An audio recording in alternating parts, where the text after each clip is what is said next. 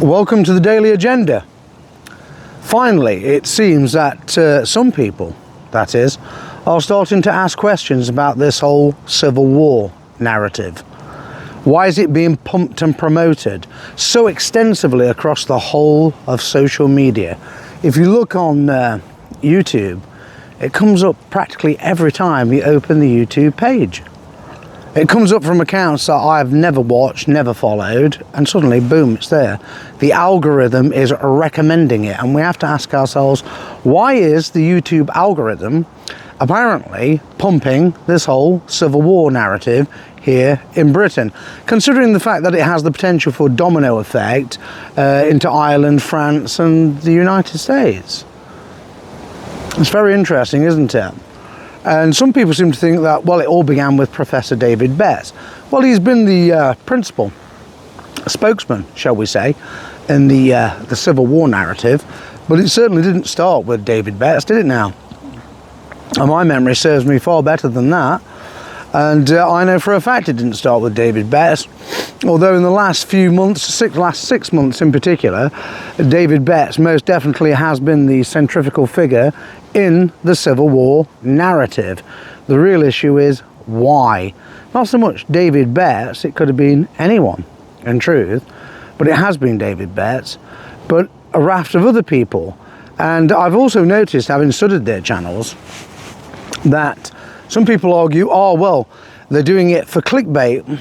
Not entirely. I don't think it is just for clickbait, because I've seen the number of subscribers go up quite substantially, and views on their videos also equally substantially, and without them producing anything of any significance, just reiterating and recycling the Civil War narrative. So you would think that if someone has watched one or two videos with David Betts in it, why would they need to watch 20, 30, 40 other channels, 50, 60, 100, promoting exactly the same narrative? Or more to the point, why is the algorithm recommending those channels on that same narrative?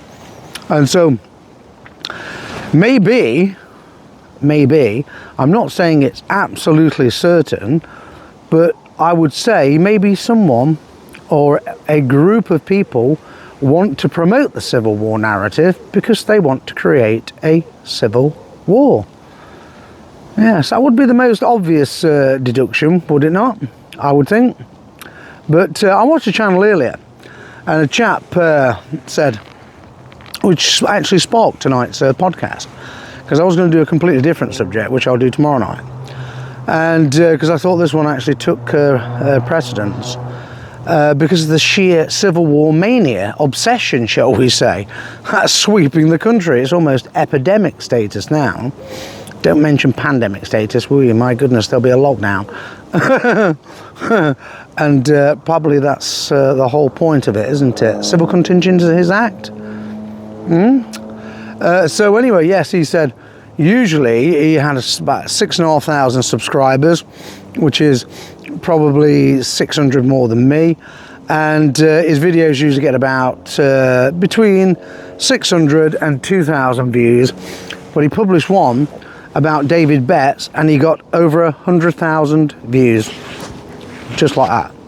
He said he found that the YouTube algorithm was promoting it left, right and centre, and he actually found it quite disturbing. In fact, he was so disturbed by what he discovered, he actually took the video down, because he felt like he was being used to promote civil war. Now, I'm not making this video to promote civil war. I've made my position on civil war perfectly clear, that the centre-right most definitely is being goaded into it, provoked, podded, and incited into a civil war. And across their social media channels, look, let's be honest, the vast majority of these centre-right social media channels are just lightweight infotainment. There's nothing there of any substance. If you look at 2CTV, you know, if you saw anything there heavier than a pound of sugar, it'd break the table he sits at, if you take my meaning. Because there's just nothing there of a heavyweight nature. It's just lightweight infotainment, usually promoting Israel against Iran. And sometimes he gets onto Britain and civil war, and usually fantastical headlines. Same with Dan Wootton. you know, who learned his his craft, his trade, his tradecraft or fieldcraft skills at the News International Organised Criminal Gang. Every headline he publishes is out of the Sun newspaper. It's just comic material, quite frankly. Usually it has no relationship to reality at all, but Wotton's channel has been boosted, subscribers have gone up massively, and views have gone up massively because he's pushing two issues. Tommy Robinson, and that's another scrote that's being promoted left, right and centre massively all over social media like never before. Like never before. And it's a tandem act. So we've got Tommy Robinson and the Civil War being promoted, equally pumped and bloated out of all proportion to what the message really is, that is, all over social media. All over social media. It's like confetti. It's absolutely everywhere. But where's the public demand for it? Well, there is no public demand for it, or very little demand for it. It's actually being created by the social media algorithm. In this case, the YouTube algorithm. So the content creator I was talking about earlier said he was absolutely convinced that the YouTube algorithm pumped and promoted his video up to over 100,000 views before he deleted it, where he usually got about 2,000 views on other videos. Yes, and he was quite convinced that was the case. And I've been quite convinced of the case that YouTube and also X in particular have been massively pumping and promoting Civil War talk and Tommy Robinson around the clock. And they don't do this out of the goodness of their heart, do they? It costs money. So somebody's actually paying for that pumping and promoting. And all of these lightweight infotainment channels that the centre-right regurgitate on a daily basis, quite frankly, there's nothing there of any substance at all, which just describes the centre-right perfectly. It's just lightweight infotainment and sound bites.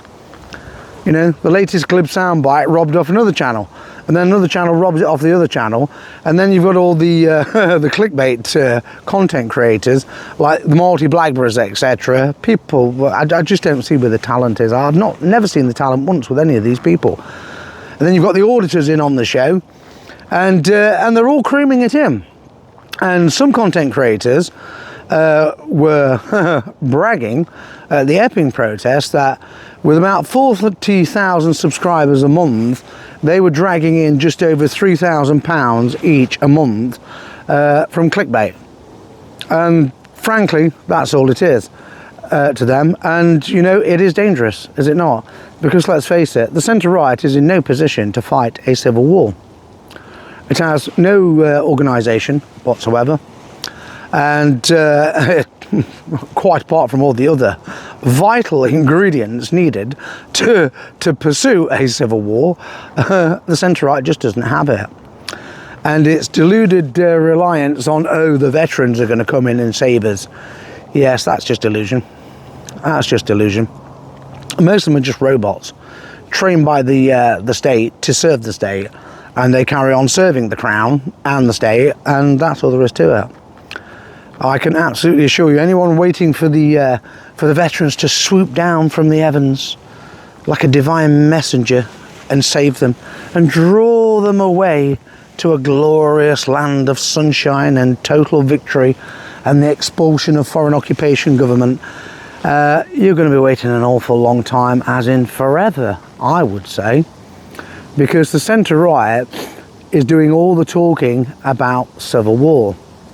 And whilst fake Farage himself is not talking up civil war, the vast majority of his deep fake reform supporters and members are. Absolutely.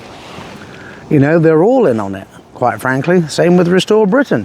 I made a video a few days ago, didn't I, about Charlie Downs talking about paramilitary units being formed and men coming forward to lead them.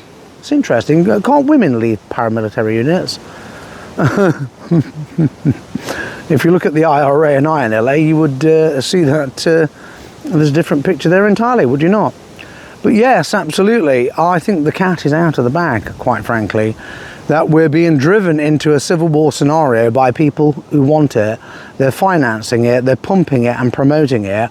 And now the vast majority of people, in my opinion, should take this advice, take a good step back, several step backs in fact, and see a bigger, clearer picture, and ask yourselves, why are these people pumping and promoting civil war around the clock, when, to be perfectly honest with you, the vast majority of them couldn't fight their way out of a wet paper bag, and won't be on any front line of any description. They won't be doing urban warfare in large towns and cities, and they'll be there with a clickbait cruise until someone takes pop shot out of them, and they'll be run, bang, gone, faster than the next bullet, so to speak. And quite frankly, you know, in truth, I would hope that I've not actually done anything to pump and promote this civil war talk. All I've done is talk about the essential, I can put it, factors that are necessary in terms of escalation to take us into a civil war position. We're two major escalation factors away from a civil war. Both of them have to come in quick succession, and then I think we definitely will be, because all of these people have pumped and promoted civil war around the clock. They've now made it, you know, I could have put it, it's just on vogue, is it not? It's become trendy. Let's talk about civil war. Let's talk about civil war. Let's talk about civil war. It's become normalized. It's become the new normal. It's been accepted. And that's how they paved the way to civil war, or to any new situation that they wish to create, is by first normalizing it. And the normalization process means they have to reiterate it again and again and again, and it has to be pumped and promoted to a very large audience, particularly the audience they're seeking to attract. And in this case, it's the centre-right, because the majority of nationalists, not all of them, the majority of nationalists haven't fallen for it. Some nationalists have fallen for it because they're dumb. There's nothing we can do to help them. That's their problem, is it not? And I'm not going to go out and you know, try and nursemaid people who just should know better, quite frankly. Because let me tell you something, if a civil war does start, I intend to be sat back with a popcorn watching the centre-right get absolutely smashed to pieces. And what's not to like? Because in truth, if I look at it, there's three groups of people who I regard as enemies. Yeah, in that scenario, all destroying one another. So why wouldn't I like it? So for me, it's the popcorn and the entertainment factor, quite frankly, because I know that in that scenario, it will be determined by other forces that then pitch in later once a power vacuum has been created.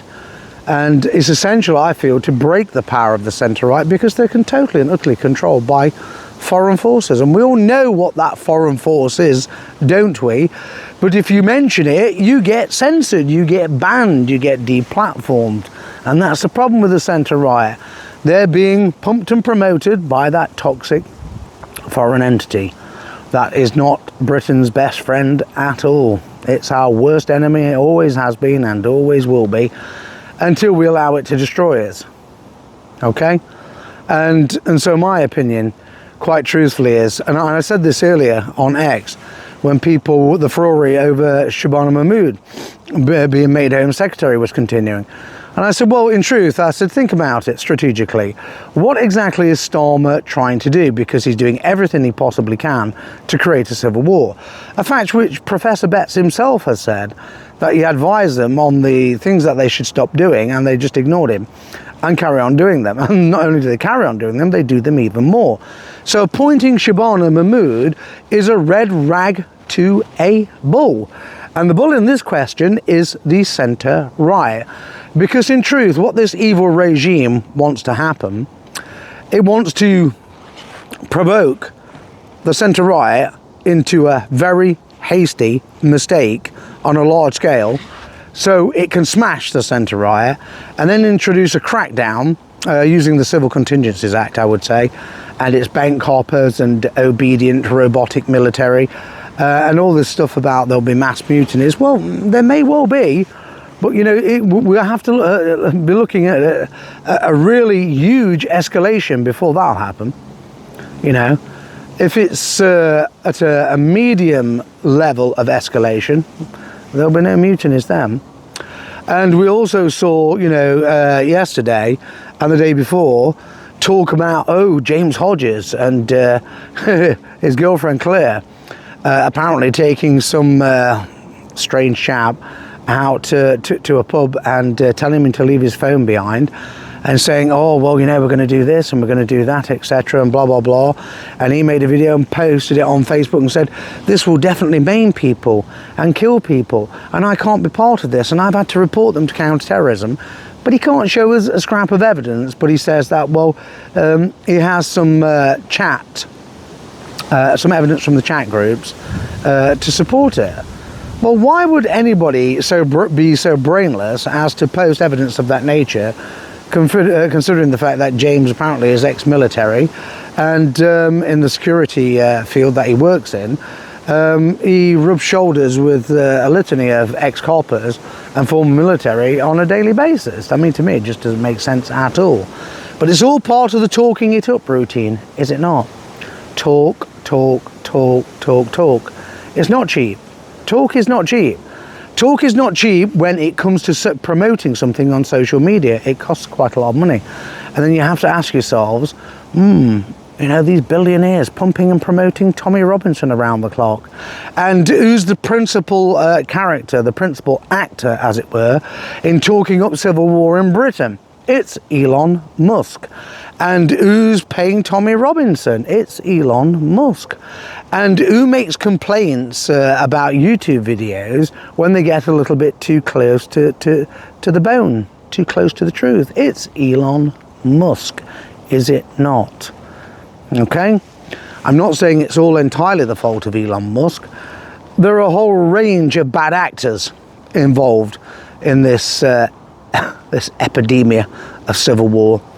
But truthfully, the more people talk it up, the more it spreads across across social media, the more likely it is to happen just like that, out of the blue. And because it's now, as I said, been normalised. And what I would ask people, particularly nationalists, is take a good step back, take a good long look at what's happening, and ask yourselves why the civil war situation is being talked up. And I believe it's being artificially manufactured by people in particular who want to crush the centre-right.